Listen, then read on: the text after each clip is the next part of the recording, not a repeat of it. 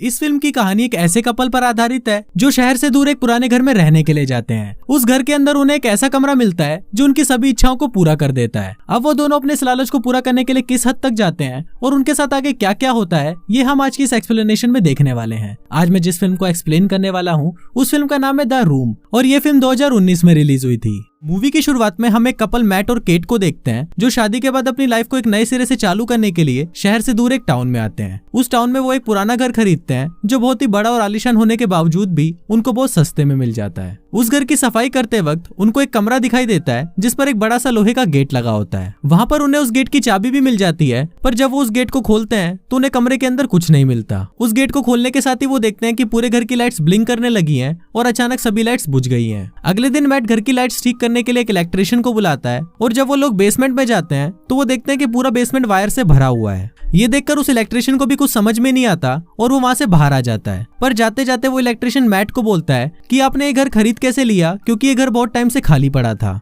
Mat जब उसे इसका रीजन पूछता है तो वो इलेक्ट्रिशियन उसे बताता है कि कुछ साल पहले इस घर में मर्डर हुआ था जिस वजह से कोई भी इसे खरीदना नहीं चाहता। उस इलेक्ट्रिशियन के जाने के बाद मैट उस घर में हुए मर्डर के बारे में जानने के लिए इंटरनेट पर सर्च करता है और उसे पता चलता है कि जिस आदमी ने मर्डर किया था उसका नाम जॉन डो था और अब वो एक मेंटल असाइलम में बंद है। अब मैट इस हादसे के बारे में सुनकर काफी परेशान हो जाता है और वो अपने साथ एक दारू की बोतल लेकर उसी लोहे के दरवाजे वाले रूम में जाकर बैठ जाता है। अब दारू की बोतल पूरी पीने के बाद मैट ये विश करता है कि काश उसके पास दारू की एक और बोतल होती। मैट के ऐसा बोलते ही घर की सारी लाइट्स ब्लिंक करने लगती है और अचानक उसके सामने दारू की एक और बोतल आ जाती है। ये देखकर मैट हैरान हो जाता है कि ऐसा कैसे हुआ। अगले दिन केट जब मैट को ढूंढते हुए उस रूम में आती है तो वो देखती है कि उस रूम में मैट के आसपास बहुत सारी महंगी पेंटिंग्स पड़ी हुई है। ये सब देखकर केट चौंक जाती है और वो मैट से पूछती है कि ये सब कहाँ से आई, पर मैट उसे इसका कोई जवाब नहीं देता और वो उसे एक विश मांगने के लिए बोलता है। अब मैट की बातों से केट को लगने लगता है कि शायद वो उसके साथ कोई मजाक कर रहा है और मजाक में ही केट $1 मिलियन की विश मांग लेती है। पर केट के ऐसा बोलते ही उसके सामने $1 मिलियन आ जाते हैं जिसको देखकर केट भी शॉक्ड हो जाती है। अब इन दोनों को लगने लगता है कि शायद ये रूम उनकी सभी विशेष को पूरी कर सकता है, इसलिए वो एक एक करके उस रूम से ढेर सारी विशेष मांगने लगते हैं, जैसे खाना, दारू, पैसे और बहुत कुछ। अब धीरे धीरे उन दोनों में इतना ज्यादा लालच आ जाता है कि वो उस रूम से सब कुछ मांग लेते हैं। पर एक दिन वो दोनों इससे भी बोर हो जाते हैं और इधर केट भी धीरे धीरे डिप्रेशन में जाने लगती है। केट की ऐसी हालत को देखकर मैट उसे बोलता है कि अब हमें एक बच्चे के साथ अपनी फैमिली स्टार्ट कर लेनी चाहिए।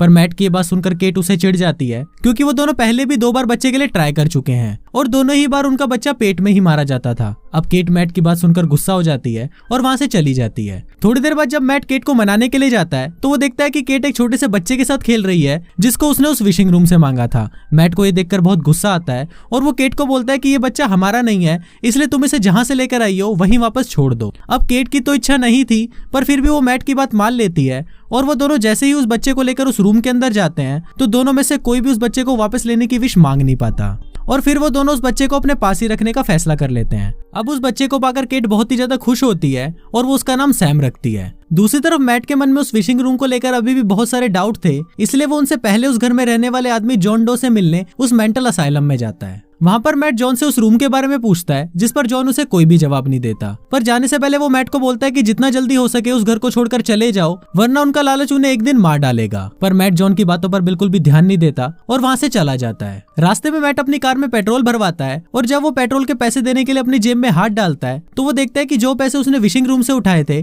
वो सभी राख बन चुके हैं। मैट ये देखकर शॉक्ड हो जाता है और वो घर आने के बाद सीधा विशिंग रूम में जाकर वहाँ पड़े हुए पैसों को उठाता है और उन्हें खिड़की से बाहर फेंक देता है। खिड़की से बाहर फेंकते ही मैट जब उन पैसों को देखता है तभी वो पैसे उसी समय राख बन जाते हैं। इसके बाद वो एक पेंटिंग को उठाता है और उसे भी जब वो अपने घर के बाहर रखता है तो वो पेंटिंग भी राख बन जाती है। ये देखकर मैट अब और भी ज्यादा सोच में पड़ जाता है और वो इसके बारे में जानने के लिए पूरे घर की दीवारों को तोड़ना शुरू कर देता है। पर तभी वो देखता है कि पूरे घर में सिर्फ तारे ही बिछी हुई हैं। दूसरी तरफ केट सैम को लेकर बाहर घूमने जा रही होती है पर तभी मैट केट के पास आता है और उसे बाहर जाने से मना कर देता है। पर केट मैट की बात नहीं सुनती और वो सैम को लेकर बाहर चली जाती है। बाहर जाते ही केट देखती है कि सैम रोना शुरू कर देता है और धीरे धीरे उसका शरीर भी गलने लगता है। अब इसको देखकर केट भी चिल्लाने लगती है और केट की आवाज सुनकर मैट भागता हुआ बाहर आता है और तुरंत सैम को उठाकर अंदर ले जाता है। फिर केट जब घर के अंदर आती है तो वो सैम को देखकर शॉक्ड हो जाती है। वो देखती है कि सैम अब पहले से बड़ा हो चुका है। फिर मैट केट को समझाता है कि ये घर एक प्रिंटर के जैसा है, ये किसी भी चीज को बना सकता है पर तुम्हें उस चीज को घर के अंदर ही रखना पड़ेगा क्योंकि घर से बाहर निकलते ही